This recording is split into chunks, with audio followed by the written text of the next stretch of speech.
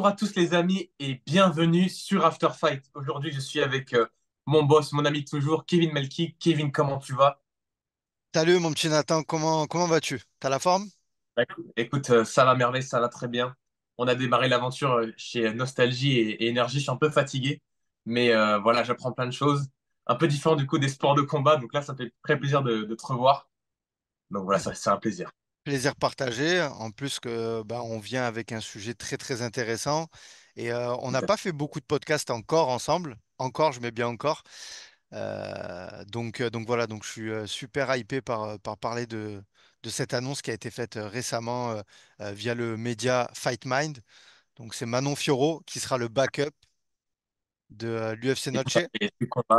Du combat lors de l'UFC 306 entre Valentina Shevchenko et Alexa Grasso. Les amis, voilà, que vous soyez niçois, fans de MMA, on va essayer d'être très concret là, parce qu'on a une véritable nouvelle très importante pour les mâts français. C'est que Manon Fiorot pourrait potentiellement avoir un combat pour le titre. Donc on va en parler dès à présent pour comprendre un petit peu déjà qu'est-ce que c'est un backup concrètement. Euh, quelle suite pour Manon si elle a le combat, si elle n'a pas le combat, essayer de comprendre un petit peu est-ce qu'elle va devoir perdre du poids, est-ce qu'elle sera rémunérée. Allez, venez, on vous emmène, on vous explique tout à propos de ce backup.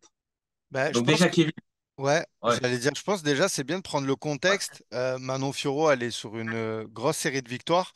Elle a nettoyé la catégorie et on se retrouve avec deux combattantes, donc Alexia Grasso et Valentina Shevchenko, qui elles vont faire leur trilogie et qu'elles nous bloquent cette catégorie et qui empêchent, on va dire, Manon d'avoir son title shot.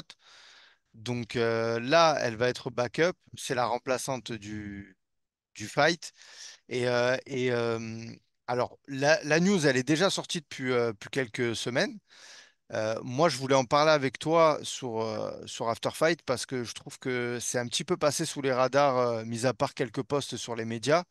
Mais il n'y a pas vraiment eu de podcast à proprement parler, en sachant que je trouve que c'est quand même quelque chose pour le MMA français de très important. Oui, je vais pas le cacher aussi, on est chauvin, on habite dans le sud de la France, on est, euh, on aime beaucoup Manon Fiorot, c'est une combattante qu'on porte énormément dans notre cœur et qu'on soutient sur le podcast After Fight, mais je trouve que c'est quelque chose d'important d'en parler et de le mettre en avant. Et toi, je sais pas aussi, tout à qu'est-ce fait. que tu en penses de ce backup et du fait aussi que ces deux combattantes, elles bloquent la catégorie, quoi. En sachant Bah qu'elles ont alors, fait le teuf aussi, pardon. Je voulais terminer par elles ont fait le teuf, l'émission de ouais. télé-réalité qui n'a pas fonctionné du tout. Voilà, qui a mis encore plus de temps à Manon d'avoir son combat, quoi. Parce que le prime du TUF, il est un peu passé en réalité. Ils Tout perdent à de fait. l'audimat, ils perdent de l'engouement, et c'est moins ce qu'on veut voir. On est plus intéressé par les Dana White Series Contenders désormais que par le TUF, à vrai dire. Et d'ailleurs, on embrasse Mathieu Leto Duclos, qui nous a livré une vraie guerre pour son combat au Dana White Contender Series. Et on sait qu'il reviendra plus fort, donc on lui fait un gros bisou. Donc voilà.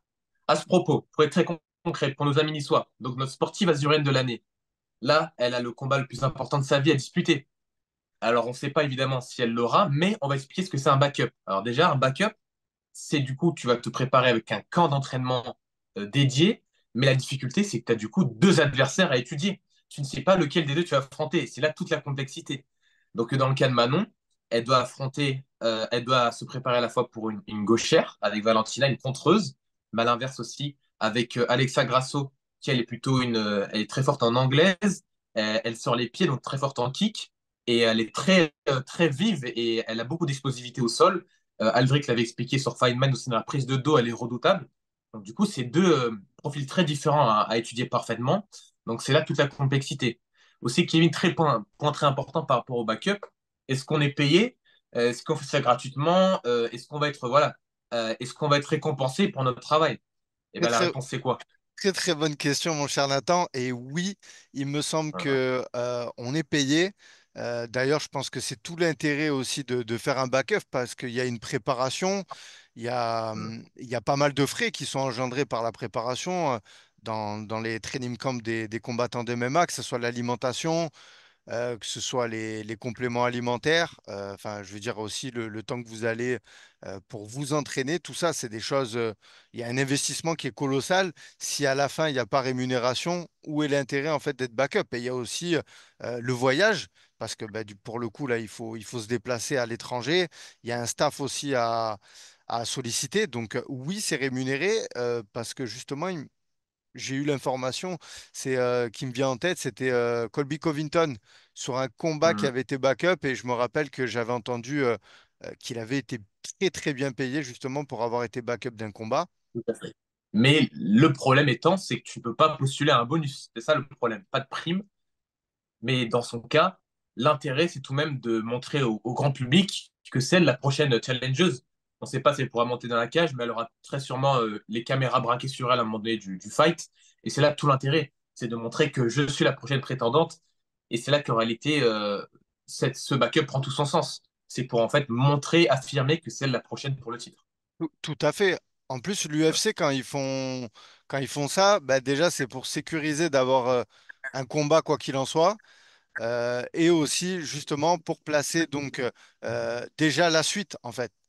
En cas de victoire, moi je pense que Manon va monter dans la cage. On sait que notre combattante niçoise, elle est pas très trash Oh, talk, tout ça. Elle fait pas ouais. beaucoup de trash talk. Voilà, elle pique pas les. Bon, quoi qu'à un moment, elle avait piqué Walizang, je me rappelle sur un tweet. Mais ce que je veux dire, Et oui, et voilà, quand les Angles voulaient monter de catégorie, que c'était voilà. n'importe quoi. Fallait qu'elle réponde, c'est bien. Mais ce que je veux dire, c'est que voilà, il n'y a pas, tu vois, cette envie de faire du trash talk, mais je pense qu'on va Ok. avoir ce face-à-face et c'est important. J'espère que l'UFC va organiser ça un peu comme, tu sais, quand Thomas Spinal à UFC Paris l'année dernière, il est venu, il a fait le Ouais. déplacement. Bon, ben, il est là, il est sur place, il y a les caméras Voilà, on a qui. braqué les cams sur lui, mais il n'est pas monté. Mais oui, Voilà, mais là, je pense que que ce soit Valentina ou Alexia, il n'y aura pas de souci à que Manon monte dans la cage pour pouvoir justement avoir ce face-à-face et dire la suite arrive. tout à fait. Et pour parler un petit peu de ce backup sur comment Manon se prépare, eh bien, on a des informations à ce propos. On sait évidemment qu'il s'entraîne au Boxing Squad dans la capitale azuréenne, qu'elle est en compagnie de ses coachs, donc que ce soit de striking évidemment avec Jérôme Vollerin, ses coachs de sol avec Flavio Santiago, que au niveau des sparring, alors là, du coup, on a plutôt privilégié des sparring déjà présents à la salle, des combattants amateurs de la salle, mais qu'une combattante UFC était également venue préparer son combat aux côtés de Manon. Son sparring de tous les jours, c'est évidemment Théo Muris, qui est en 12-4 en amateur, très complet, qui a remporté son dernier combat au Warriors Nikaya. Et à mon avis, sa prépa, du coup, elle peut la faire avec Théo et peut se préparer aux deux adversaires, à vrai dire. Et à mon avis, il doit imiter les styles pour tenter de l'aider au mieux. Tout à fait, tout à fait. Mais je pense aussi que justement, c'est ce qui avait été dit sur le podcast. Aujourd'hui, Manon, je pense elle est très forte physiquement. Elle a justement cette supériorité face à Valentina et Alexia. Et je pense, tu vois, que pendant ce training camp, c'est pas forcément d'être focus sur les deux adversaires, mais sur elle, justement, monter ses skills et physiquement être prêt. Parce que ce soit un style ou l'autre, je pense que les deux, ça fait longtemps qu'elle les a analysés. Je parle de, je parle Ah, tu vois, du staff. alors, là, c'est même son idole, à vrai dire, hein, c'est son aspiration. Voilà, donc je pense qu'elle connaît les points forts et les points faibles de ses deux adversaires. Voilà. Donc je pense qu'aujourd'hui, la préparation, elle doit vraiment être accentuée sur le fait que Manon, elle soit au top du top physiquement. Et, et aussi, bon, voilà, on parle, mais il faut que ce combat, il ait lieu. Et c'est quelque chose, moi, que j'avais vraiment envie d'en parler parce que j'ai cette petite intuition qui me dit que ce combat, il peut avoir lieu. Alors, ça peut mal vieillir ce que je dis, ou bien vieillir, mais je ne sais pas pourquoi j'ai cette intuition que euh, il va avoir lieu ce combat, que Manon va être backup, même si on sait qu'il n'y a pas eu énormément Mais de backup, mais je ne sais pas pourquoi, tu vois. C'est pour ça que je voulais vraiment faire un podcast, déjà pour mettre euh, la news et aussi de l'intérêt sur le fait d'en parler, mais j'ai cette intuition au fond de moi que ce combat, il va avoir lieu. Voilà, bah, je sais pas sachant que le pourquoi. combat est dans 15 jours, ce serait une première, hein. un Ouais. backup pour le titre, ce serait une grande première avec Ah le ben, Kev. tu sais, Ce serait fou. une pesée ratée, une blessure à quelques jours, ça, tout peut arriver, hein. Donc voilà, hein, à l'UFC, dans le milieu du MMA, tout peut arriver. Donc voilà. Mais en tout cas, ça serait grandiose, hein. J'avais entendu Manon sur une interview dire que si elle gagnait la ceinture, elle vient à l'UFC Paris avec la ceinture. Ça serait grandiose, tu vois. Je sais pas pourquoi, il y a un alignement de planètes, donc voilà. Donc, en tout cas, j'espère que ça peut se faire, quoi qu'il en soit. Mais en tout cas, déjà, c'est déjà bien d'avoir donc une athlète française qui va être backup d'un combat pour le titre, en sachant que je voulais aussi placer ça dans le podcast. Je pense à l'heure actuelle que Manon Fiorot, c'est elle qui a les capacités et qui est en pole position pour être championne, la première championne de MMA français, tu vois. Parce que je veux pas manquer de respect aux autres combattants, mais Cyril Ah, Gane mais c'est très juste, c'est une réalité. voilà, Cyril Gane, je le vois pas battre un Thomas Pinal et Nassourdine Imavov avec tout le respect que j'ai pour lui et la progression et le travail que fait Nicolas Haute actuellement, je ne le vois pas passer un Dricus du Plessis. Voilà. Après, j'espère me tromper, mais c'est juste pour appuyer mes propos sur le fait que Ouais. pour moi, Manon Mais après, Fiorot, on n'a pas nécessairement besoin d'être dans la comparaison. Hmm, Il faut juste dire cette réalité, c'est que celle qui a nettoyé la KT, c'est Manon, ce tout à que fait. personne d'autre n'a quasiment autant fait en France, nettoyer une catégorie comme ça à l'UFC. Et c'est évidemment elle, la prochaine challengeuse logique au titre, ce qui, voilà, c'est la seule en France qui vraiment, on le sait, c'est bah, ouais, c'est de façon très logique et sportive, c'est elle la prochaine contender à la ceinture. Tout à fait. Eh bien, écoute, mon petit Nathan, je pense on a fait le tour sur le sujet.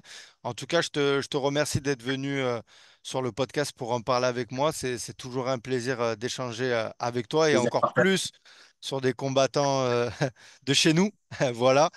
Ben, d'ailleurs, est-ce que tu veux, pour les personnes qui seront restées jusqu'à la fin, parler un petit peu de l'actualité qui va arriver sur After Fight? Bien sûr. Tu as travaillé récemment, donc c'est Alors, important qu'on en parle. pour tout vous dire, j'ai déjà eu la chance d'aller voir Christophe Violin en Martinique, l'ancien coach de Jordan Zebo, qui a créé la première salle de sport de combat en Martinique à côté de Fort-de-France. Et j'ai eu la chance d'aller le voir durant sa reprise avec ses athlètes dans une salle on air en Martinique, au Lamentin, pour être très précis. Donc, Christophe, dans ce podcast, dans cette interview, il nous parle un peu de son actualité, de son côté un peu pionnier, vu que c'est un des pionniers du MMA, du futur pour sa salle et de sa relation avec Jordan et de son combat contre Cédric Doumbé, où il était présent et donc il a vécu ce moment difficile et surtout il nous a expliqué un peu les coulisses de ce combat qui était pour lui désavantageux en la faveur de Jordan. Ensuite, on a pu échanger avec Anzor Baybatirov, Anzor combattant qui évolue à l'AEF, qui va tenter d'aller revenir en 2-2 pour son prochain combat en octobre à l'AEF 9, qui nous parle de sa suite à l'AEF, de son camp en Allemagne et de sa rivalité avec Paul Denis Navero.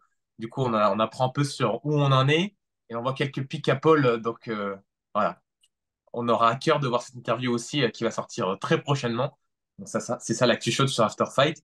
Et la prochaine interview, c'est Wally Tandia, Wally, l'arracheur de rêve, qui va répondre à notre ami Maïdine Boifia avec cet affrontement qui arrive au PEF dans le mois de septembre. C'est ça, le 21 septembre, Tout à fait, tout à fait. au Casino Barrière de Lille. Et c'est, je pense, l'un des chocs les plus attendus en amateur en France, dans le MA francophone. Et on aura à cœur de voir la réponse de Wally, qui est très énervé, très remonté, à Maïdine Boifia. Voilà les gars, donc pour ne rien louper de ce que vient de vous dire Nathan, il y a une chose qui est simple à faire, c'est de vous abonner à la chaîne et de nous mettre un petit like aussi afin de soutenir notre collaboration qu'on a avec Nathan et tous ces podcasts qu'on vous fournit au quotidien. Voilà, à très bientôt. Au Merci top, Nathan. merci. Au revoir. Bonne journée.